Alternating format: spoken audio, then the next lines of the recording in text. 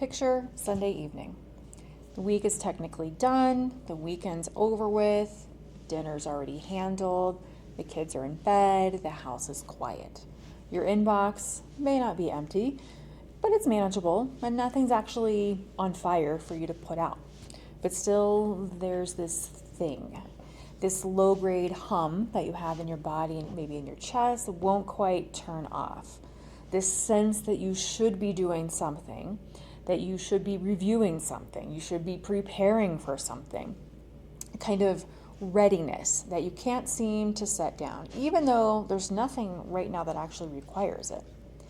Maybe you open your phone, maybe you start mentally cataloging what's going to be happening tomorrow, maybe you pour yourself a glass of wine or sit on the couch and think, okay, this is relaxing. And then you spend the next 45 minutes not relaxing at all, just performing the aesthetic of what you think relaxing should look like, while your nervous system continues to run on quietly in the background like a server that was never told to power down. If that resonated even a little, keep watching. What I'm about to tell you reframes something that a lot of high-achieving individuals have spent years blaming themselves for. My name is Angie. I'm a board-certified psychiatric mental health nurse practitioner. I have over 20 years of clinical experience, and I specialize in working with high-functioning individuals who are, by most external measures, doing extraordinarily well, and who are quietly, persistently exhausted in a way that they can't fully explain. This video is for you. So let's talk about the advice, because you've gotten it. We all have.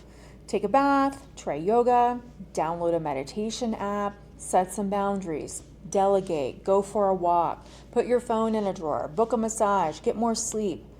I'm not saying any of those things are bad advice. Some of them are genuinely useful some of the time for some people. But if you're here, and I mean that metaphorically, if you're a high-achieving, high-functioning individual who's tried these things and found they just don't stick, they just don't work, they just don't create that routine or that quote-unquote relaxation for you. You can take that vacation and you come back still tense. Then you can meditate for 30 days straight and still wake up at 3 a.m. with your brain cataloging tomorrow, making your to-do list of all the things that you need to do and not let slip through the cracks, right? You can do everything the wellness industry tells you to do and still feel like you are perpetually just one ball away from dropping everything and having a full-on catastrophe. The problem is not that you haven't found the right app. The problem is that all the advice is built on a specific assumption, and for you, that assumption is wrong. The assumption is this, that your nervous system is overreacting, that relaxation is a skill you haven't learned yet, that if you could just practice hard enough, breathe deeply enough, think correctly enough, that you'd be able to turn the volume down. But I want to reframe this. For most high-achieving, over-functioning individuals, the nervous system is not malfunctioning. It's working exactly as it was trained to do. And this is the piece that changes everything. So I want to take a minute to explain what I mean by that. Your nervous system is not random. It's an extraordinarily sophisticated adaptive system that learned very early what kind of environment it was operating in, and it calibrated itself to that environment accordingly. For many high-achieving individuals, that early environment, whether it's family of origin, school, early relationships, communicated something specific. Usually it's that your value was conditional, and that love, safety, and acceptance, these things were more available to you when you were performing, when you were capable, when you were on top of it, when you didn't need too much from other people or the environment around you. So your system did what all nervous systems do.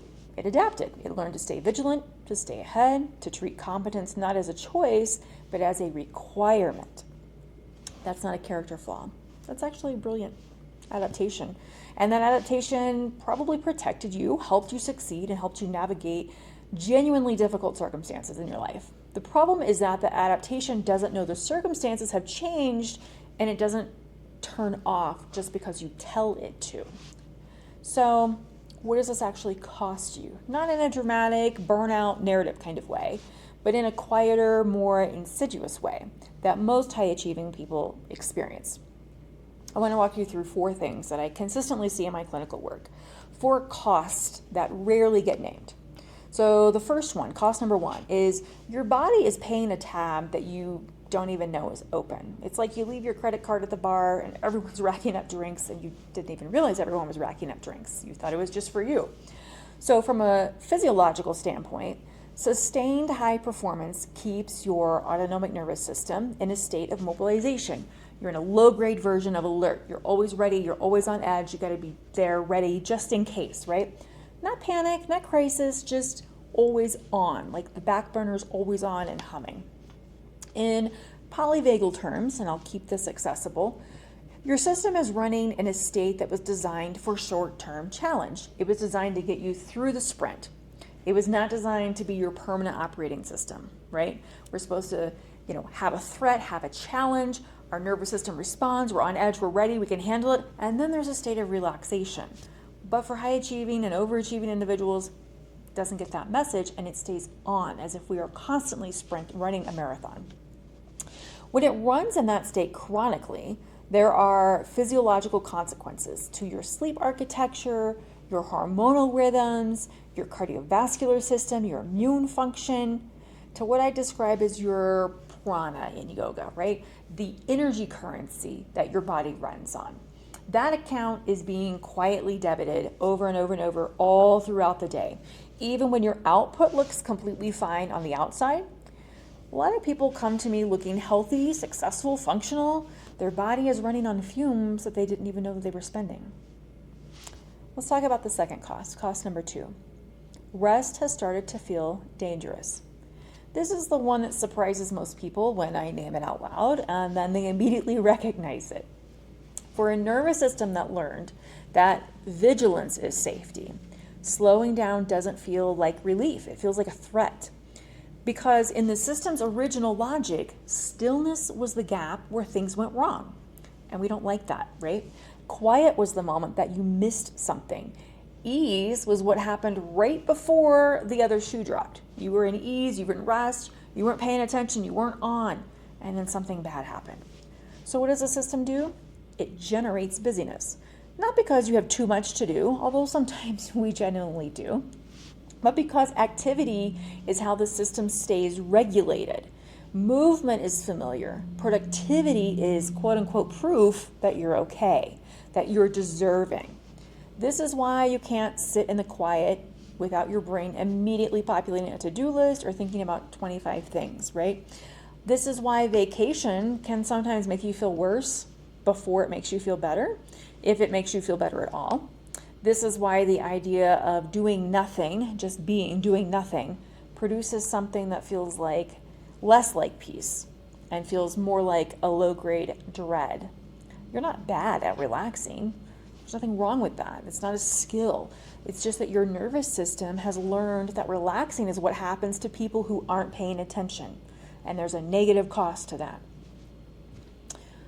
Let's talk about cost number 3. Your identity has fused with output, high productivity, high achievement, overachievement, above and beyond, right? This is the deepest layer. This is the one that makes behavioral interventions alone so insufficient. So when competence becomes the primary way that you know that you're okay, when your sense of worth lives in what you produce, how you perform, what you manage, any softening of that starts to feel like a threat. Not to your to-do list, but to your sense of self, to your sense of being, who you actually are. So taking a day off isn't just logistically complicated for you, but it brushes up against something that feels existential. Because the version of you that would take the day off, the version that doesn't have it all together, that lets things slide, that sits still, that version does not feel safe to be. In my clinical work, I call this a protective identity pattern. The version of yourself that you built to stay safe. And it worked. It got you here, it got you to where you are today in life. The problem is it's also keeping you in a very narrow lane, and you're starting to feel the walls of that lane when you push up against it. The fourth cost that I see all the time is that you're losing access to your actual life. Not in a dramatic way. Nobody's falling apart, but there is a specific quality of presence that starts to erode when the nervous system is perpetually running protection protocols to keep us safe, right? The ability to actually land in a moment, to be present, to feel pleasure that isn't immediately followed by guilt or anxiety about what you should be doing instead. that starts to fall by the wayside. To be with the people that you love without a part of you being elsewhere, auditing, monitoring, managing, thinking ahead, trying to predict, trying to plan, right? Plan A, plan B, plan C. Spontaneity narrows. Delight becomes rare. Feeling joy in the moment becomes rare. You're there, you're showing up physically, but there's like a pane of glass between you and your own experience, and you're not entirely sure when it appeared or how to get on the other side of it. That's not burnout. That's not even depression necessarily. This is what happens when a nervous system has been in sustained high performance for such a long time that it's forgotten what it feels like to simply be without producing, without performing, and without protecting. So here's what I want to offer you, a different frame. Because the word relax has been doing a lot of damage, I think, sometimes. Relax implies that the system is too wound up and needs to calm down. It's like telling an angry woman, you need to calm down. Nobody does that, right? We know that. As if the solution is pressure relief. And if you've been trying to just relax for years and it isn't working, what you've been hearing underneath that instruction, the implication, is that something about you is failing, that you are doing stress wrong, that other people can put it down and you can't, which drives us crazy as high-achieving, overachieving individuals because we excel at everything, right? So we don't want to be labeled or feel like a failure. So the goal is not relaxation. The goal is a recalibration, teaching your system that safety and ease are compatible with just being you. And that distinction matters enormously, both clinically and personally. Relaxation is something you try to do to yourself. Recalibration is something that happens to your system through a very different kind of experience, specifically a repeated experience of being safe when you didn't expect to be. It's of slowing down, having nothing terrible happen, letting something be imperfect, finding that the relationship, the job, the sense of self, all of that is still intact. Letting go a little bit does not mean that everything's going to fall apart. Your sense of identity isn't crumbling, demolished. Work isn't falling apart. The approaches that actually work for high achievers are not the ones that go through the thinking mind, because the thinking mind is often the one running the protection protocol, that rational, I can think my way out of this. No, that's not it. They work at the level of the body, the breath, and the nervous system itself. That's why somatic work matters. Why breath work, when done correctly, not just breathe slowly, breathe deeply, take a deep breath, not that. Why breath work done correctly can literally shift your nervous system state within minutes. Why yoga, when it's taught as a practice of interoception, rather than a workout, rather than a physical fitness form of it, rewires something in our brain. It's why our body's own intelligence needs to be engaged, not overridden. Your body knows what to do. We're just ignoring it. We're trying to think our way out of it. We're trying to rationalize it and intellectualize it. Equally, the identity piece has to be addressed also, because if your sense of worth is still entirely load-bearing on your performance, so to speak, you can regulate your nervous system all day long in a session with your therapist, your psychiatrist, whomever, and then walk back into your life and have it immediately dysregulate. The system responds to the environment. If the environment still communicates that you're only safe when you are producing, the system will keep producing. Your nervous system will not get the message. It will continue to keep you at that low-level hum, that constant vibration, that constant doing, that constant driving sensation, right? Real calibration involves both the body and the beliefs, the breath and the biography. I want to be clear about what I'm not saying. I'm not saying slow down permanently. I'm not saying ambition is the problem. And I'm not saying that being high achieving is something to recover from. The goal is not to stop being a high achiever. It's to stop being one involuntarily. It's to have access to intensity as a choice, not the default that you can't override. So you get to choose. You can still be a high achiever at work, and you get to choose to relax at home. You get to choose joy in those moments, fully, deeply, all the way around. People who do this work, the real calibration, not just coping strategies, they don't lose their edge. They gain something more valuable. They gain the ability to choose it, to put it down when they want to put it down. If you're at your kid's birthday party, or you're spending time with family, significant others, you're on vacation, or even you're enjoying something that you're doing, a project you're working on at work, They have the ability to still enjoy those things. But it's the choice to be present at the dinner table without the background processes running in our mind, right? To rest without guilt, and to be with themselves without having to produce something all the time. And then to return fully, freely, with actual energy, not just sheer willpower, to the work that they care about. That's not a smaller life, that's a much bigger life. So if you've been watching this and thinking, yeah, but I tried, I want to say something to you directly.